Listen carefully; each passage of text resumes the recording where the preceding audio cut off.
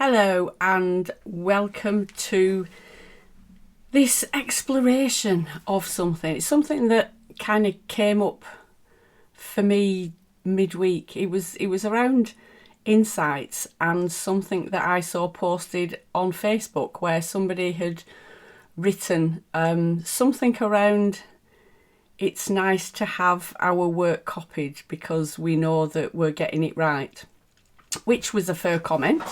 And it's not about having an opinion on that meme. It was just something that kind of triggered something for me about insight and creativity and uniqueness and individuality and all those things. So I thought I would just pop on and share that with you. One of my many musings that I've had. I'm qualified in NLP along with transactional analysis, and I do you do something? I use the 3 principles in my coaching in private practice, and they are all things that have been created by other people that I use and interpret in my own way. And I got curious about, am I copying everything that everybody else has done? And where does that start and where does it end? And I said at the beginning of this that I'm qualified in NLP. And one of the things that NLP talks about quite a lot is to find somebody that you look up to, find somebody that's a role model, and model yourself, your business, your creativity, whatever it is, on them, but not copying. Copying is not good. It's about modelling,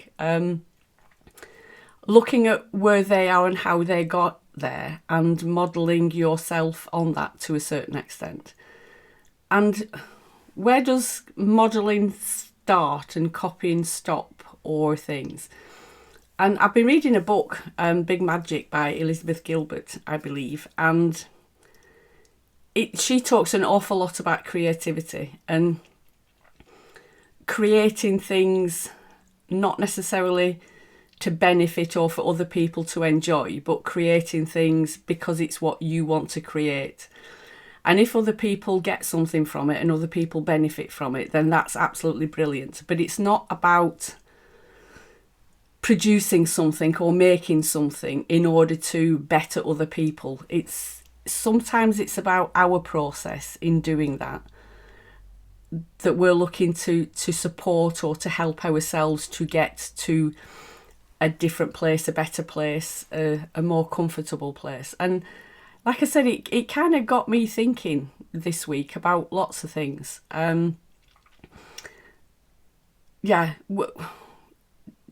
Do what you want to do for your own processes, not to benefit other people, was one of the things that got me thinking. I'm in the process of doing some training, some free training, as well as some paid training. And I'm doing that to pass on knowledge that I have. And am I doing that for myself, or am I doing that for other people? And that kind of got me thinking about things, and creativity and invention and making something new or doing something new. Writing a book, for example, if you didn't want to do a book with a theme that somebody else had already done, I don't think there'd be any books being written. I think Shakespeare pretty much covered every genre of book, from murder mystery to romance to intrigue and all those sorts of things. But there's been thousands of books written since Shakespeare on the same theme, but with a different take on it. And I like that. And then I started, again, you'll get to know me and how my mind works. Then I started thinking about all the magazines that there are. Home and gardens, and we look at other people's gardens and we kind of take bits that mean something to us, or that we find attractive, or that we want. The home decor places, the wallpaper. How many houses have the same wallpaper or the same couching? And is that us copying off somebody? And I suppose, some people might see it as copying, whereas some others might see it as inspiration. Some others might see it as insight. We see something and then come up with our own take on it. I don't think I've ever walked in anybody's house where I've seen that exact same layout and the exact same furniture and wallpaper and everything somewhere else. We kind of put our own stamp on it or tweak it slightly. Clothes and fashion. I know I walk past certain shops and see a dress on a model, and I would buy that dress in the hopes of recreating that look. Sadly, it never looks the same on me that it does on the model or the mannequin that's in the shop window. But hey ho, yes, I would like to copy and to look like that model. Does that make me not unique and individual if I put on a dress that somebody else has bought? There'd be an awful lot of businesses that go out of trading or cease trading if we don't model ourselves on other people, or if we don't want to look the same as somebody else, or to try to recreate something that maybe has already been created. And there are people, wonderful, inspirational people that create something completely new and out of the box that has never been created before. And I applaud those people. Something my mum used to say to me, if ever I'm quite a creative person, as well as being a psychotherapist in my spare time. I have something that I do with my daughter where we print mugs and t-shirts and aprons and various things and come up with slogans and memes and things to put on items, coasters, placemats, whatever. It's something that we both enjoy doing because we can be quite creative with it. And I can remember when I was younger, if I came up with an idea or if there was something that I wanted to do, my mum would say things like, if it was meant to be, somebody would have already done it. And yeah, somebody probably would have already done something similar. But if I make something, if I create something, then it's unique to me. It's my interpretation of something. There's a saying, isn't there? Why create the wheel? Well, if it's a wheel and it serves a purpose, but it looks a bit different, then that's okay. How many different models of Hoovers are there? They do the same thing, but they've all got their own unique little bits and their own takes. So I'm not sure why I needed to talk about this, but I just want to give you permission to be creative. If you have an idea, just to put it out there.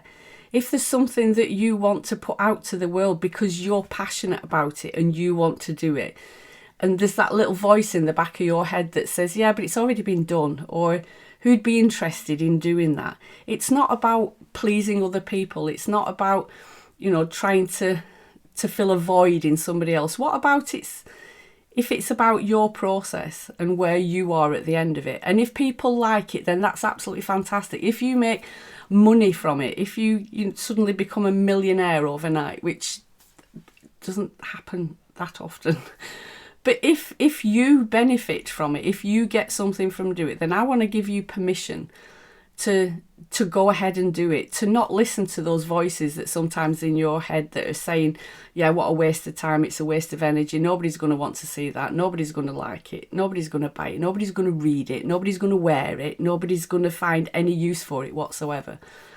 Just do it. You don't know, yeah, we don't know what other people want, and you might be surprised. That I'm passionate about paying it forward. It's about passing on my knowledge, my experience, anything that I've got that I can pass on to people, then I'm happy to share that.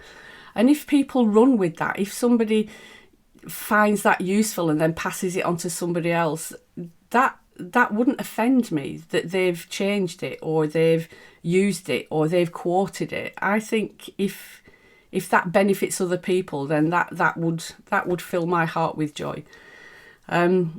Yeah, so do something that you enjoy. Do something that's enjoyable for you.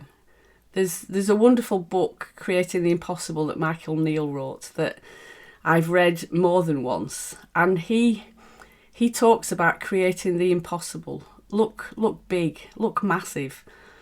Aim for the stars and you will reach something along the way. If we aim small, if we keep ourselves in a place that's safe and secure, then that's as far as we'll get, is to create something in a safe and secure place. But if we look outside of that, in that unknown place, and just throw caution to the wind and say, I want to go bigger, I want to go better, I want to do that, we might not achieve it, but we'll have pushed the boundaries and we will have done so much more than we thought we were capable of. And I think that's a fantastic thing. So, yeah, I think the title of this is Copying versus Creativity, or Individuality, or Uniqueness, Insight, Inspiration.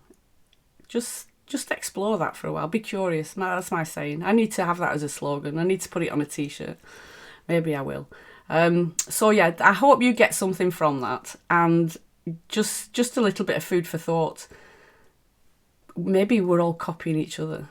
That's something else I was thinking just before I was doing this. I'm a parent. What if the first person who gave birth was the only one because everybody else thought they wouldn't do it because they were copying? Or what if the first person that opened a shop, I don't know, copyrighted it or said it was intellectual property and nobody else was ever allowed to open a shop of any description? Or the first person that invented a car said that nobody else could do another car? Just look out on the streets, how many cars there are, how many different makes, models, colours, types, shapes, everything. We maybe are reinventing the wheel over and over, but we all get something from it. The ones that create it, the ones that use it, the ones that admire it. Yeah, so that's my little musing tonight. I hope that's something that's interested you, sparked a bit of curiosity, a bit of passion. Just if you need permission to create something new today, then I've just given you a permission slip to do that. And I shall be back very soon with the next instalment. Take care and have a good night. Bye.